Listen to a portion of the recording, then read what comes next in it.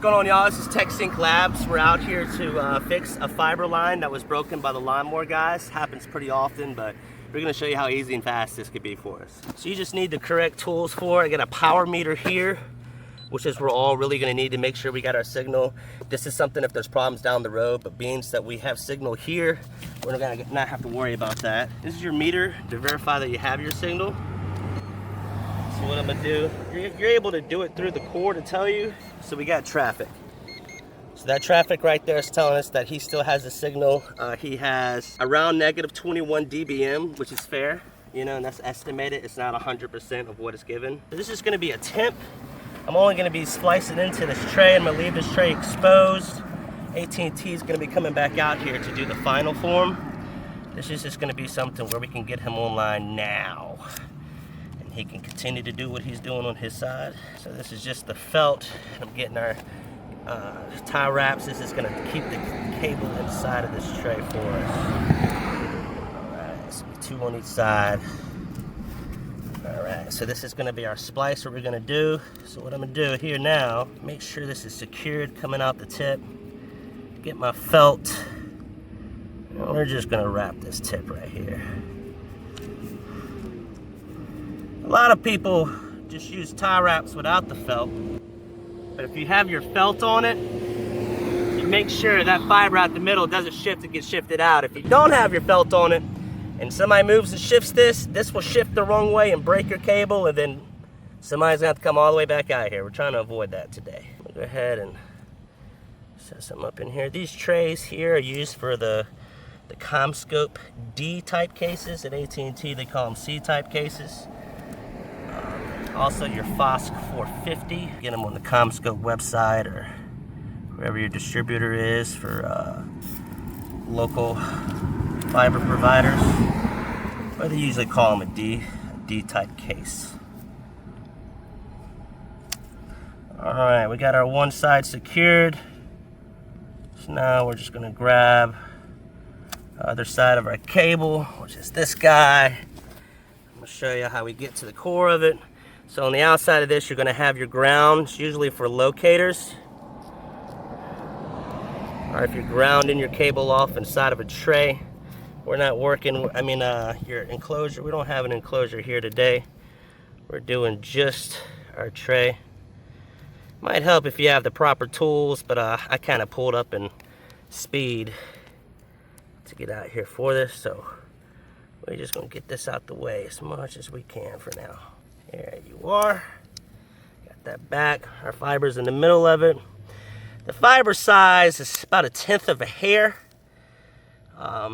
But what you're going to see is going to look much thicker because the core is on the inside. The inside of all your cable cladding, and when you're opening fibers, there's a lot more inside of it than what meets the eye. Here it is. We're back to our other white cable, what you're seeing over here on this one. We're just going to do the exact same thing, except on that side for us. Go ahead and get that there. Let's get our felts. So yeah, what makes it a little bit harder out here is this Louisiana heat. Be nice to have an umbrella situations like this, but this is usually a fast one, right? Some of your experienced guys possibly watching this are like, yo, bro, why do you have such little slack? How are you gonna do that? It comes with experience. I would recommend getting more slack. But being the length that we have on this temp cable going both sides, this is all we need. We're gonna make this work. But if you have your length enough on each side, I highly recommend keeping that extra slack and just coiling it in your tray for future use. But this is just the temp. We're not going to need future use. Alright, so what we have here is a forc F15S. This is a clad alignment compared to your core alignment. This gives it a little bit more of a loss, but this is more for your fiber to the home or fiber to the curb. Whenever you're doing your enterprise splicing for more outside plant going, tying into data centers and such, you're going to want your core alignment. The reason being is because of the loss. You're not going to get much loss compared to this. So Caleb, what's the difference between the clad alignment and core alignment? When I'm just hooking up to my router, what speeds difference am I getting?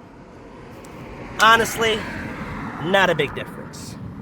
Whenever you're dealing with corporation enterprises like Amazon, Walmart, and such, they're going to require you to have that core alignment. The reason being is after 50 or so splices, giving you just that extra 0.3 dB loss, it adds up 50 times. You're going to get to a point where you have a significant loss compared to just your small original. All right, so what I did there, guys, you may not be able to fully see that, but that's still not even the full core. That is the cladding. It's still a good bit to go to get to the middle, but we're not worried about this. This is going to be the $5,000 splicer right there in front of us. That's going to do the rest of the work for us. We're here just to get to what we can access today. All right, do one more cleave. A lot of times you'll hear experienced splicers telling you, hey, make sure you cleave it at your 15 or your 12 or your 10. I highly recommend, just out of experience, going all the way to the end. It's where you're cleaving it literally at your 0 mark. The reason being, that means your core is not exposed as much, which prevents more loss. More loss, the better. All right, guys, this is where it's going to get a little tight. This is where experience comes in. So we only have so much length, right, because of the cable that's cut. So I want to butt this up as close as possible to my edge. And this is the length we're working with here. All right, and this is where you're going to be real soft and gentle here, making sure you don't break this cable, just like I just did. Let's not do that anymore. Be extra, extra, extra soft. This is where your patience comes in. In this field, if you don't have patience, you're not going to make it. All right, that's just enough length. Getting back to our core again. You want to clean it before you cleave. So when you do cleave it, it's perfectly clean. All right, so I don't have room to place this anywhere, so I'm holding this in my hands. So you want to try to be as steady as possible.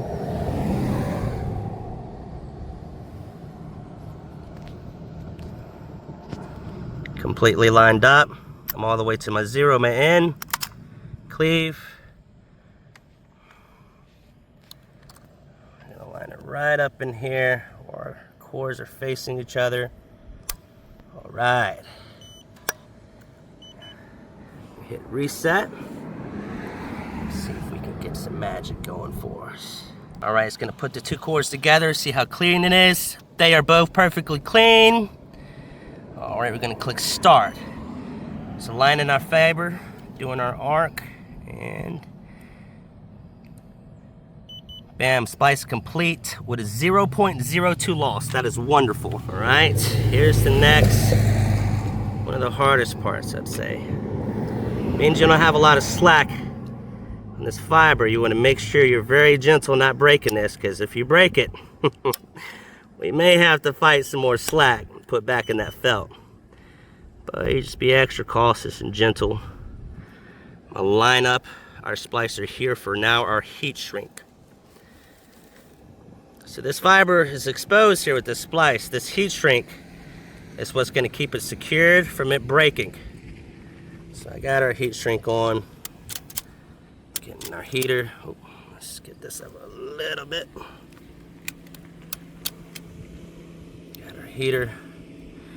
I should have made the sheath a little bit more, because the outside, the white of the cable should be on the inside of the heat shrink. This is a temp. He's up online now. We're not really fully worried about it. The cable's still going to be secure. He's still going to be online as this is in here. They should be able to kick it around and move it, and it shouldn't break unless you do some excessive force on it. I'm going to put you in your heat shrink holder. And guys, this is how you fix a temporary problem. Our next step is going to be them coming out here to do the final fixes on it. He is online now, and that's how fast it could be. You just need the right guy with the right tools. That's it. Thank you all for watching TekSyncLabs.